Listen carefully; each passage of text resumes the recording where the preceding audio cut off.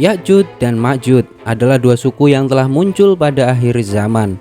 Mereka memiliki kekuatan sebagai perusak dan penghancur kehidupan di muka bumi, dan mereka akan berperang melawan Isa beserta pasukannya di Bukit Tursina. Kemunculan suku ini merupakan salah satu tanda besar kiamat. Kisah tentang kaum ini terdapat dalam ajaran agama Yahudi, ajaran agama Islam, dan kitab Kejadian umat Kristen. Ya'jud dan Ma'jud juga muncul dalam banyak mitologi dan cerita rakyat di banyak negara. Di antaranya adalah legenda rakyat Britania Raya dan Irlandia. Ya'jud dan Ma'jud berasal dari bahasa Arab Ya'jud yang berakar kata ujaj yang berarti mengering kemudian mengeras. Sedangkan Ma'jud berasal dari kata maja yang berarti goncang. Sedangkan menurut Abu Hatim, Ma'jud berasal dari maja yaitu kekacauan.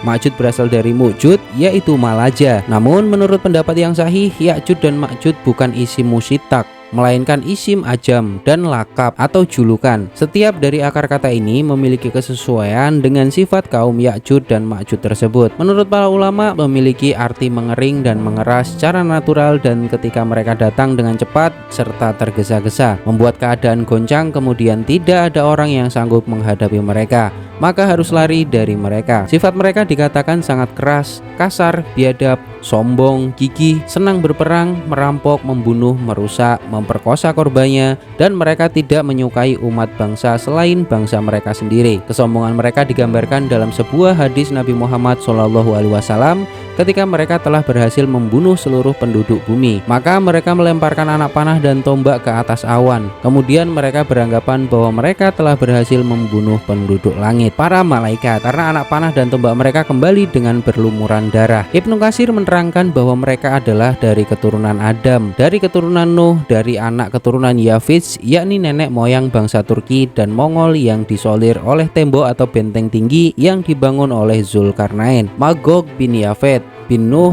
bin Lamik bin Metusalih bin Idris bin Yarid bin Mahlail bin Kinaan bin Anusi bin Sid bin Adam. Ya'jud dan Ma'jud adalah dua bangsa yang sangat besar jumlahnya. Perbandingannya adalah 1:999 antara manusia umumnya dengan Ya'jud dan Ma'jud. Mereka disebut sebagai mayoritas penghuni neraka, dan kedua suku ini disebutkan telah ada dekat pada masa Nabi Musa berdakwah. Abdullah bin Amr berkata bahwa salah seorang dari mereka tidak akan mati kecuali ia telah memiliki keturunan sejumlah 1000 atau lebih. Walaupun mereka dari jenis manusia, namun mereka memiliki sifat khas yang berbeda dari manusia pada umumnya. Ciri utama mereka adalah perusak dan jumlah mereka yang sangat besar, sehingga ketika mereka turun dari gunung seakan-akan seperti air bah yang mengalir. Tidak pandai berbicara dan tidak fasih, bermata kecil, sipit, berhidung kecil, lebar mukanya, merah warna kulitnya, seakan-akan wajahnya seperti perisai, dan sifat-sifat lainnya. Dalam surat Al-Kahfi bahwa Raja Zulkarnain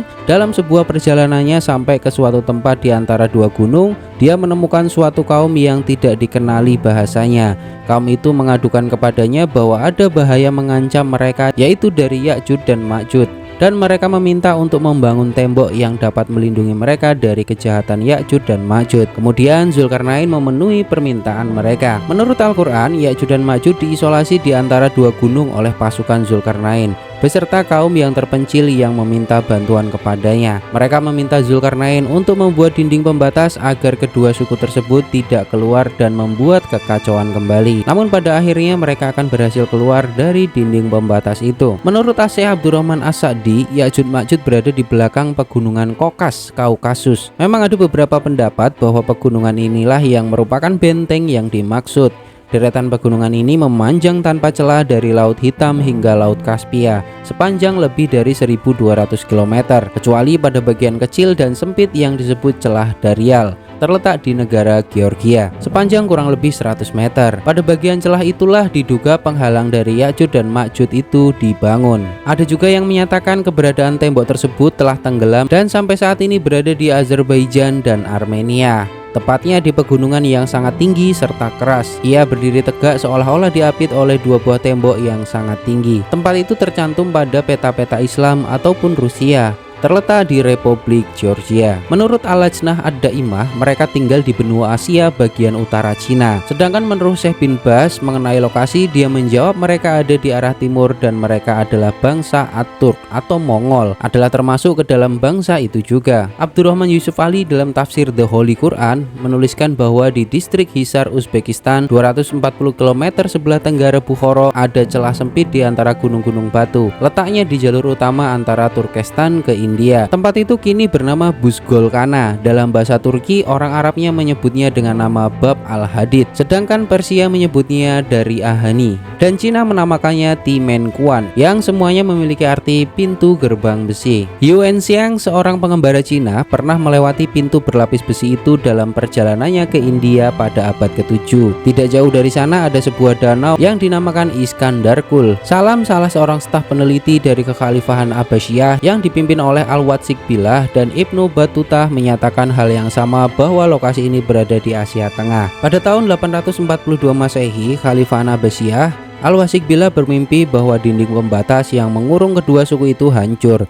Karena mimpi itulah ia mengutus sebuah tim ekspedisi yang dipimpin oleh Salam, salah seorang staf peneliti, ke gerbang besi tadi untuk mengetahui keadaan dinding itu dan lokasinya. Al-Watsiq menginstruksikan kepada Salam untuk mencari tahu tentang tembok itu. Saat itu Salam ditemani 50 orang. Penelitian tersebut memakan biaya besar. Disebutkan dalam Nuzhat Al-Musitak, buku geografi karya Al-Idrisi, Al-Watsiq mengeluarkan biaya 5.000 dinar untuk penelitian ini. Mereka masih mendapati gerbang di antara gunung selebar 137 meter dengan kolom besar di kiri kanan terbuat dari balok-balok besi yang dicor dengan cairan tembaga, tempat bergantung daun pintu raksasa. Kisah lain menyebutkan Salam melihat pegunungan yang terpisah oleh lembah. Luas lembah sekitar 150 meter dan lembah ini ditutup tembok berpintu besi sekitar 50 meter. Al-Idrisi juga menceritakan bahwa menurut cerita Salam, penduduk di sekitar pegunungan biasanya memukul kunci pintu besi 3 kali dalam sehari. Setelah itu mereka menempelkan telinganya ke pintu untuk mendengarkan reaksi dari dalam pintu. Ternyata mereka mendengar gema teriakan dari dalam. Hal itu menunjukkan bahwa di dalam pintu betul-betul ada makhluk jenis manusia yang konon Ya'juj dan Ma'juj itu. Ya'juj dan Ma'juj sering mengganggu, menyerbu,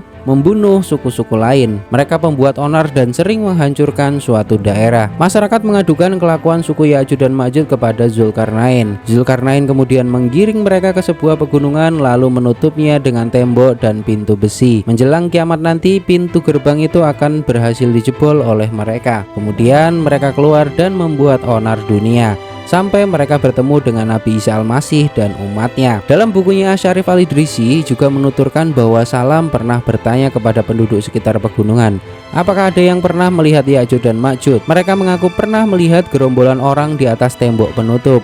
Lalu angin badai bertiup melemparkan mereka. Penduduk di situ melihat tubuh mereka sangat kecil. Setelah itu Salam pulang melalui Taras, Kazakhstan, kemudian Samarkand, Uzbekistan, lalu kota Ray di Iran, dan kembali ke istana Al-Watsiq di Surak Manra'a, Irak. Kemudian ia menceritakan dengan detail hasil penelitiannya kepada Khalifah. Ibnu Battutah menuturkan dalam kitab Rahlat Ibnu Battutah, pegunungan Ya'juj dan Ma'juj berada sekitar perjalanan 6 hari dari Cina. Penuturan ini tidak bertentangan dengan Asyarif Al-Idrisi, soalnya di sebelah barat Laut Cina adalah daerah-daerah Rusia. Dalam versi lain disebutkan para arkeolog menemukan benteng tersebut pada awal abad ke-15 Masehi di belakang Jaihun dalam ekspedisi Balkh dan disebut sebagai Bab al-Hadid, pintu besi di dekat Tarmij. Timur Leng pernah melewatinya, juga Syekh Ruh dan ilmuwan Jerman Sledverger. Arkeolog Spanyol Clapigeo pada tahun 403 Masehi pernah diutus oleh Raja Kisitalah di Andalus ke sana dan bertemu pada Timur Leng. Bab al-Hadid adalah jalan penghubung antara Samarkand dan India. Ketika pada masanya suku Ya'juj dan Ma'juj akan berhasil menghancurkan dinding besi pembatas yang telah dibangun oleh Zulkarnain. Mereka akan turun dari pegunungan dengan cepat dan tergesa-gesa. Mereka sudah tidak sabar untuk membuat kerusakan di muka bumi. Disebutkan pula bahwa mereka orang-orang yang cepat dalam berjalan guna membuat kerusakan. Ketika mereka berhasil mencapai Danau Tabriah di Palestina, mereka akan meminum sampai habis air danau tersebut